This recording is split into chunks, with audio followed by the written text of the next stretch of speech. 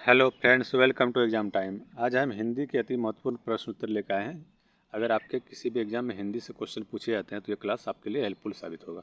चलिए शुरू करते हैं क्लास को। आज का पहला क्वेश्चन है, किस युग को आधुनिक हिंदी कविता का सिंहद्वार कहा जाता है? ऑप्शन आपके हैं, द्विवेदी युग को, भारतेंदु युग को, रीतिकालीन युग को, भक्तिकाल युग को। तो आधुनिक हिंदी कविता का सिंहद्वार कहा जाता है आपका भारतेंदु युग को। ठीक है, याद रखिएगा। चलिए नेक्स्ट, द्विवेदी युग के प्रवर्तक कौन थे?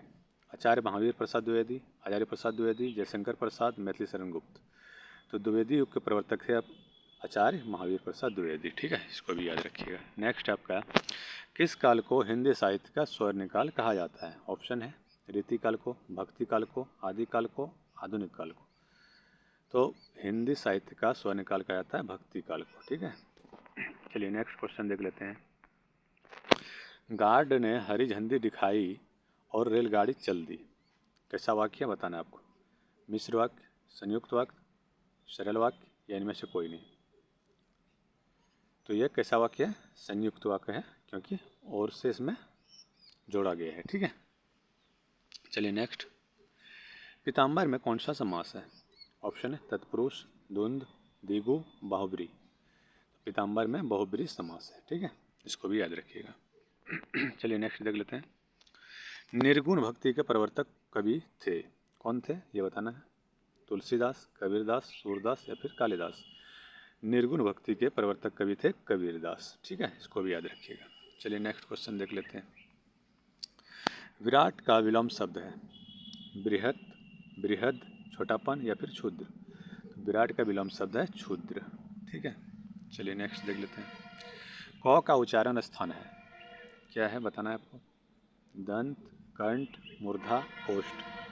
क का उच्चारण स्थान कंठ है। ठीक है, चलिए नेक्स्ट, निशाकर का अर्थ होता है, क्या होता है ये बताना आपको? चंद्रमा, पक्षी, चोर, राक्षस। निशाकर का अर्थ होता है चंद्रमा। ठीक है, याद रखिएगा। चलिए next, most important question, Premchandra के अधूरे उपन्यास का नाम क्या है?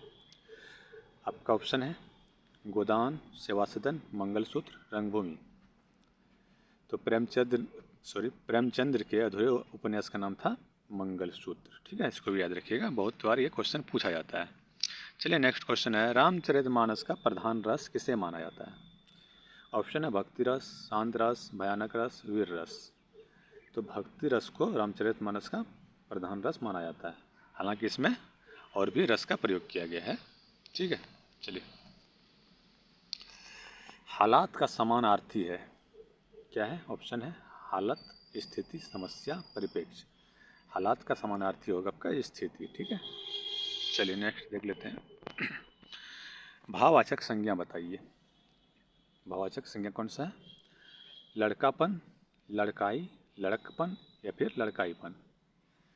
तो भाववाचक संज्ञा है लड़कपन। ठीक है, सॉरी। चलिए नेक्स्ट देख लेते हैं। समास का विलोम क्या होता है? ऑप्शन है, व्यास, समासिक, समस्या या फिर छंद। तो समास का विलोम होगा आपका व्यास। ठीक है, बहुत बार क्वेश्चन पूछा जाता है, इंपॉर्टेंट PBI, याद रखिएगा इसको। ठीक है, चलिए नेक्स्ट, रस के कितने प्रकार होते हैं? ऑप्शन है, 5, 8, 9, 10। रस के 9 प्रकार होते हैं, इसको भी याद रखिएगा।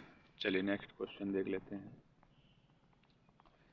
स्वजाति का विलोम है, ऑप्शन है, विजाति, कुजाति, सुजाति या फिर विजाति। तो स्वजाति का विलोम होगा विजाति। ठीक है, चलिए नेक्स्ट देख लेते हैं। समास का शाब्दिक अर्थ होता है, क्या होता है ये बताना है? ऑप्शन है, संक्षेप, विस्तार, विग्रह या फिर विच्छेद। समास का शाब्दिक अर्थ होता है संक्षेप। ठीक है,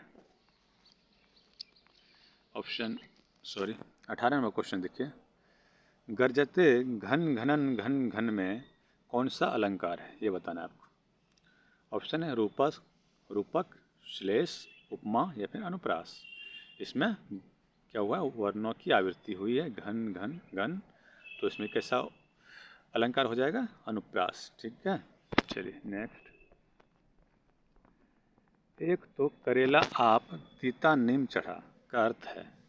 ऑप्शन है, बुरे का और बुरे से संग होना, एक बुरा तो दूसरा उससे भी बुरा, बुरे व्यक्ति की बुरी संगत, संतान। या बुरे का अच्छे से संग होना। तो क्या होगा इसका अर्थ? बुरे का और बुरे से संग होना। ठीक है, चलिए नेक्स्ट देख लेते हैं। समास के कितने प्रकार होते हैं? मोस्ट इम्पोर्टेंट ऑप्शन है 6, 7, 8 या फिर 4। समास के 6 प्रकार होते हैं, इसको याद रखिएगा। चलिए नेक्स्ट देख लेते हैं। चराचर का संधि विच्छेद है। चराचर का संधि विच्छेद कौन सा होगा ये बताना है। च जोर आचर, चरा जोर चर, चर जोर अचर, चत जोर अचर। क्या होगा?